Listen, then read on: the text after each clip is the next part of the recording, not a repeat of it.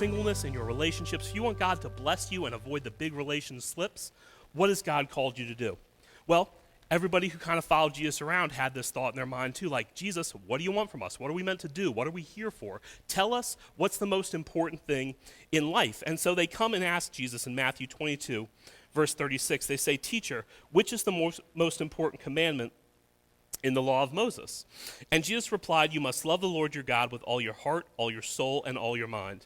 And if you grew up in church, you know this story, right? You expect this, and you're like, as a good religious person, I get that. I do that. I go to church. I don't curse. I don't drink that. I don't eat that. I don't hang out with those people, right? I have a Christian bumper sticker. I only listen to elevation worship. I'm focused on the God thing.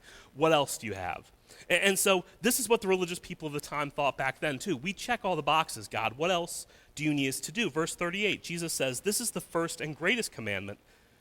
Verse 39, the second is equally important. And equally is such an important word because it's saying there's not two separate commands. It's like command 1 and command 1A. If you believe that God is the creator of the world, the savior of your soul, you believe he loves you, he has a plan for you, he's designed an eternity for you to spend with him. If you believe all that, then equally important, this is not up for debate.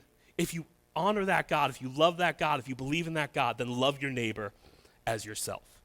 And so this is where we kind of get caught up, is to love your neighbor as yourself. We talk about that, right? If you follow Jesus, be nice to people. Go do nice things for people. They'll know you by your love.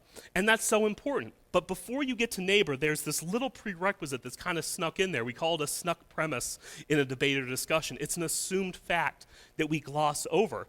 And here's this really important thing that we miss if we only focus on our neighbor, and that's this understanding that you love your neighbor only to the level that you love yourself. And so whether you're a single person or you're in a relationship, you need to love yourself like Jesus does. Because it's not whether you know how to love or not, it's how has Jesus loved you.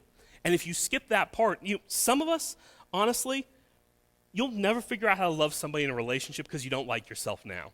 If you're being honest, right, some of us, we can't love ourselves in our singleness because we skipped over the process. We never learned to love others because we don't even like ourselves. And so with the wrong priorities, with the wrong formula, God won't bless our singleness, God won't bless our relationships, and this relation slip happens because we can't love somebody when we loathe ourselves. We can't love our neighbors if you don't love yourself. If you treated your neighbors the way some of you talk about yourself, you'd literally walk out, curse them out, key their car, punch them in the face, and say, I'll see you tomorrow.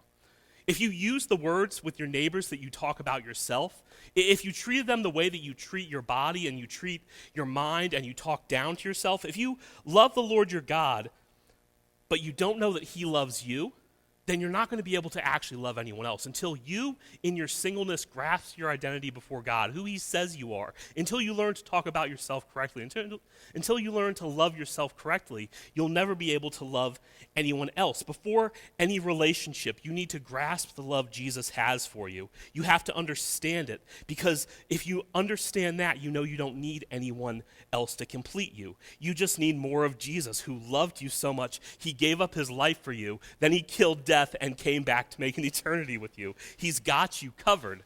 And until you believe that about him and you can't deal properly with other people or any other relationship, right? If you believe